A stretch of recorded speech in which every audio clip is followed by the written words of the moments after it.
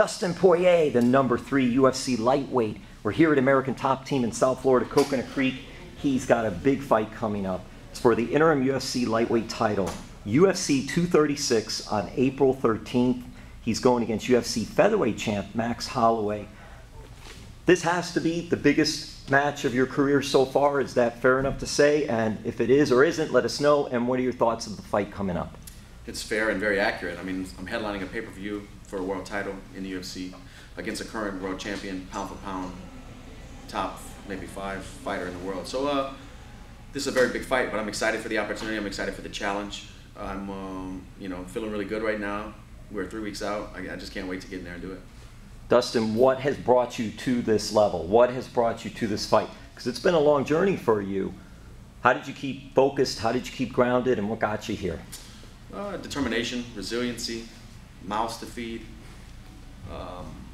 That I got people depending on me, and I owe it to myself to make this a reality. And it's just years of hard work and focus, man, and never giving up hope or belief in the dream. Your years of hard work and focus is something that you've had for a long time. Where did you get that base for that? Was it when you were younger, or was it a little later on? I'm not really sure. I feel like my whole life, anytime I've put my mind to something, I've usually, made, as far as I can remember, I've made it happen. Whatever that goal was, I've made it happen. And, I'm pretty mentally strong when I set my sights on something. And I'm not scared to work and get my hands dirty and put it all out there in front of everybody. And that's what this takes at this level. And you're going to be doing that again on April 13th, UFC 236. Headlining, which is awesome. When you see the posters, when you see all that, I know you're a focused person and all, but that's got to make you feel cool that you're main eventing and you see yourself all over, and just, how do you view that, and how do you keep focused from that even? That part is just, it's cool to see, like you said, but it's the fruit of my labor. I mean, you keep winning fights, and I think this is my 4th main event in a row with the UFC, so you keep winning and putting on performances and living up to your own personal expectations. These are the kind of things that happen. Was there a turning point? Was there a fight, or just something that happened that was a turning point to get you to that level? I think there was a lot of milestones over my career that made me turn corners, and better things and better understanding and different ways to attack problems and to assess situations I put myself in over those milestones have changed for the better. And it's just a career, like we talked about. It's just small bits of knowledge from all over, from victory and defeat, from talking and learning and watching, and just, you've been doing this for as long as I have. You evolve, or you don't do it for as long as I have. Is it more important to celebrate the successes or overcoming the defeats? I'm kind of a weird person when it comes to that. I take pride in tightening up things that I've made mistakes before. I know how hard it is, and I know how it breaks some in. And the champions that I've always looked up to are the champions who have turned it around, who have overcome a lot of things. I feel like that's more impressive than going 50-0. You go 25-25 and still find a way to become world champion. That's, not that 50-0 isn't incredible and great. That's a feat, but in the face of adversity to do it, I really respect that. Family is so important for you. What has it meant now in the maturing process of having multiple? You have children, you have a few children? One daughter. One daughter, so you have one daughter. What is that like, becoming a father who's a fighter? Her father was a fighter far, far, far before she was even thought about. So she's kind of growing up in that world. But it put fighting in perspective to me. It made me train differently. It made me think about things differently. I want to be there for her. I want to watch her get married. I don't want to be, busted up and, just messed up physically. So I'm taking care of myself better than I ever have before. But it's exciting. I want her to know her dad was a champion. Do you think that's helped you become a better fighter? I think so, yeah. I think being a father has helped me become a better fighter. Charity work is something that you're big into, and you're from Louisiana? Yes. What things have you been doing charity-wise, whether it be through Make-A-Wish or other things and all? Because I know that's important to you. Yeah, I have the Good Fight Foundation. Me and my wife started our own nonprofit, and we've done a bunch of stuff with women and children's shelters a couple times, with fallen police officers' families, with the middle school I went to. What middle school can we say? Acadian Middle School in Lafayette, Louisiana. We did, every student, we gave them a backpack filled with school supplies for the year. And so after every fight, I auction off all my fight-worn things. And with that auction money, we meet goals that we set before the fight. So, you know, I'm just trying to give people another reason to cheer and touch as many people with fighting as I can. Where did that come from, though? I mean, you just don't do that. I mean, people will do, whatever the reason is fine. I always say that. Charity is good, no matter what.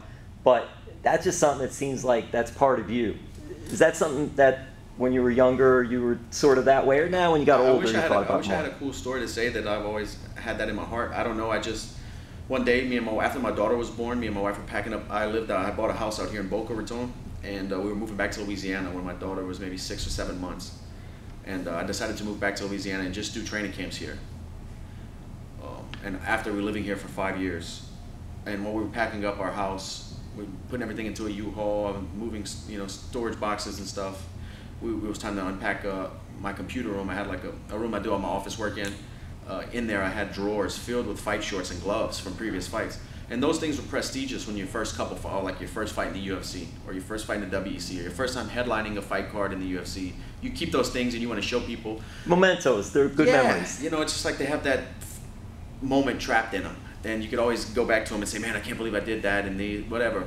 And it's cool to talk about. But after 20-something fights of those kind of mementos, it's just kind of gross. I had drawers full of shorts that were covered in blood and piles of gloves and stuff. You know, the first couple was prestigious, and then it just kind of like, that wears off a little bit over the years, and we were like, what are we going to do with all this stuff? And then we decided, well, let's just auction it off. People will auction it off and use the money for charity. And then we did that, and then we were like, well, let's just start our own charity and put everything through this. And that's what we did. I think that's a cool story, though. Okay, cool. You'll be able to get things that you appreciated and they were part of your career.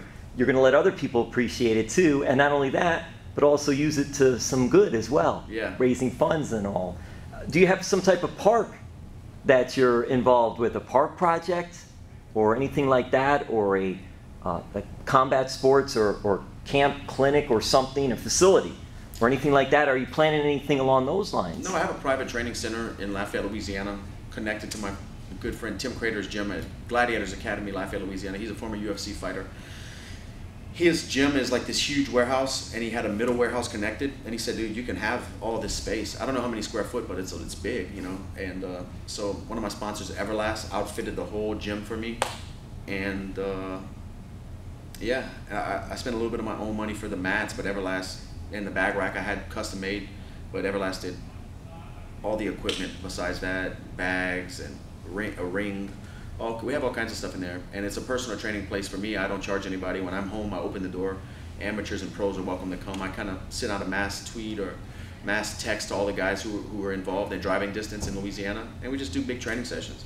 And it's kind of, there's no head coach. It's kind of everybody's knowledge. If you have something to show, we all learn from each other. And I feel like that's where some of the best work's done in martial arts. Do you see it someday opening up to kids and having them come in and train, or not right now? Not right now, but passions and things change. Things, you know, right now, me being a coach to kids, it's like something I'm not really that attracted to, honestly. I'll do it here and there to help people out if I can, but like running large groups is something I'm not really. But, you know, maybe when I'm done fighting, that could become a passion. But right now, I'm just trying to get that belt and trying to help other fighters get better, and trying to help people with my fight gear or whatever else I can do in my community. And trying to get that belt, he will make his best effort at UFC 236 on April 13th against UFC featherweight champ Max Holloway for the interim UFC lightweight title. Dustin, thank you so much. Do you have social media for fans? Yeah, Facebook, Instagram, Twitter. It's all my name, Dustin Poirier. Thank you, Dustin. Thank you.